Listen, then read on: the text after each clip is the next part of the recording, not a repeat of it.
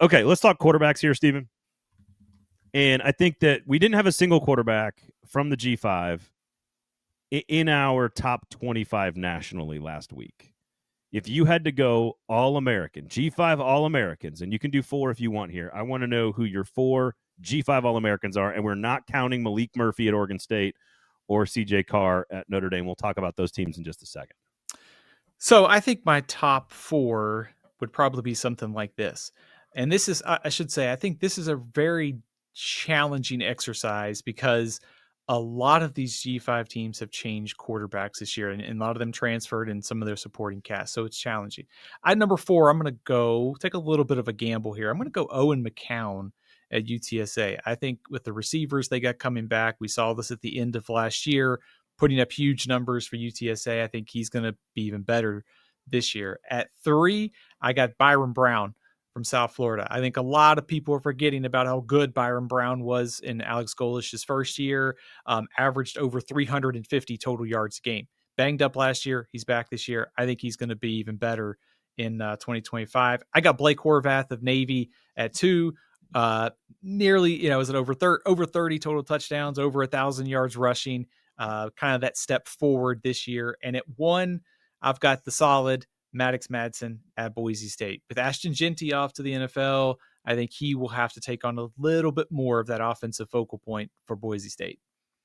So this is a super scientific piece of analysis. Maddox Madsen, not a great quarterback name. It's just like it's too much of the same word, too much of the same sound in my mouth. It's not as easy to say as you'd want it to be. Just kind of like the way he plays. Yeah, he's solid. Yes. Just solid. All right, number 4 on my list. I'm going to go with, and this is not because his name is Braden, because he spells it wrong, and I don't like that with the extra Y. What's the deal with these extra Ys? Braden Fowler, Nicolosi at Colorado State. I'm going to go with him at number 4. I just think he's a gamer. I like his play. Had 18 touchdowns total last year, over 60% completion percentage. I think that they could be sneaky good again this year. Not sure how if they're getting close to the Mountain West championship game. But if they are, and they were kind of on the outside looking in of that for a little while last year, I think I'd put him at number 4. There's some other names, Brandon Lewis, Daquan Finn. You mentioned McCown at UTSA. I think there's a lot of names that could be totally worth being on this list. I would go with Maddox Madsen. I just don't know why I can't say that well. At number 3, Boise State. I'm going Byron Brown number 2. I just think his athletic ability and upside is greater than that of Madsen, so I'm going to put it at number 2, and then Blake Horvath at number 1.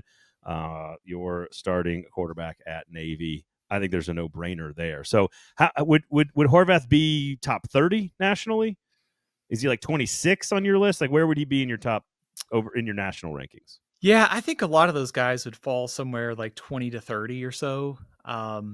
We are going to do the full 136 quarterback rankings coming up on athlonsports.com. Shameless plug, coming up in a few weeks. So we'll drill down a little bit deeper, but I think Braden, I think all those guys are like 20 to 30 top quarterbacks. And again, this also gets at, a lot of these guys that were top G5ers in the past, they've transferred. So in the past, that you'd see some of these guys rank higher.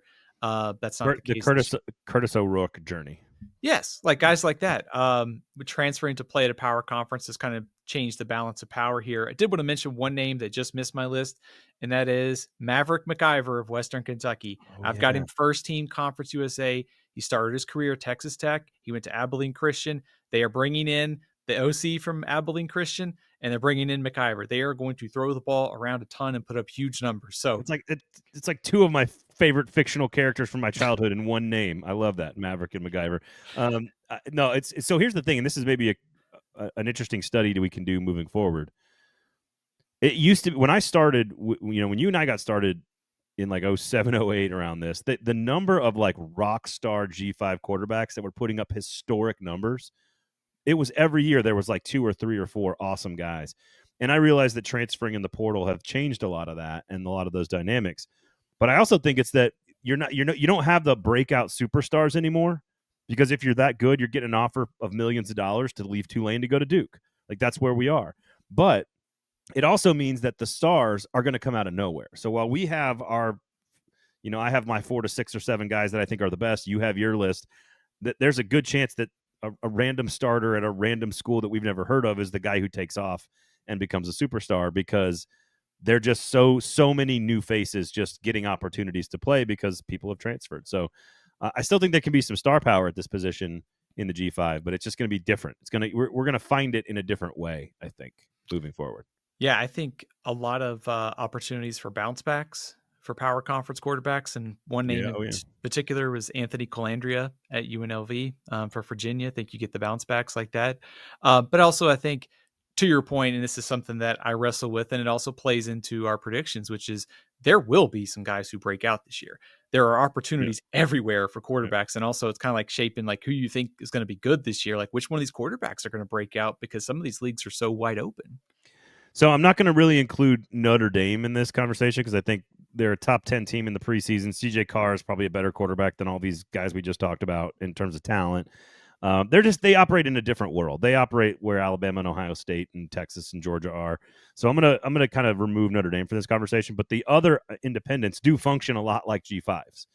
I mean, UConn, Washington State, Oregon State, as for right now, and frankly, Wazoo and the Beavers are going to be in what amounts to a very good G5 league starting next year. So, where are you on the preseason rankings? I know they're basically all back to back to back, pretty deep in our rankings, but Washington State and Oregon State have felt the fall quickly from a power league to where they are today. Yeah, I think with Washington State, I think the interesting thing is like how much of an overhaul they're going through, because they brought in Jimmy Rogers, who was the head coach at South Dakota State. He brought in a lot of players from South Dakota State, but it's the scheme overhaul. We think about Washington State, we think about high powered offenses. They're going to throw the ball around. They're actually going to be a running team based upon what they've talked about the sauce. They're going to try and be more of a run focused team. So it's kind of like a complete, culture and scheme change there. And I think for Oregon State, they had such a great start last year. They kind of fell apart in the second half of the season. They went out and got Malik Murphy to kind of solidify the quarterback spot. Their schedule, very favorable this year. They're one of, I think, a lot of bettors. They're over for Oregon State. That's going Oregon State in the over is a very popular preseason prediction out in Vegas, but also I think probably good optimism for bounce back if you've got a good quarterback like Malik Murphy, and also Trent Bray taking over the defensive play calling abilities there at Oregon State should help them. So I think they'll be better. With Washington State, they got 0 returning starters on defense and 3 on offense, and that whole scheme change, this is a total unknown this year. See, they're functioning exactly like a Group of 5 team. I'm very excited about the new league. Honestly, I'm very excited. I know it's a bummer for Mountain West purists like I used to be. I used to love the old Mountain West, when it was BYU and Utah and TCU and Boise State. It was such a fun league, and I've always loved like the energy and the culture around the Mountain West. And now it's just gonna. I do think it's better with Oregon State and Washington State, and just kind of the creme de la creme of the Mountain West. But the Mountain West is such a great brand, such a good logo, such a good deal, and I'm excited about the new one, but bummed out about the old one. So which is sort of like being a college football fan, all encapsulated into one sentence over the last 20 years. All right, let's talk conference by conference here. You ready to do it? Yeah, let's do it. This ought to be some of our most wide open conference battles are in the G5 this year. So I'm gonna start each conference with sort of like, here's what our rankings.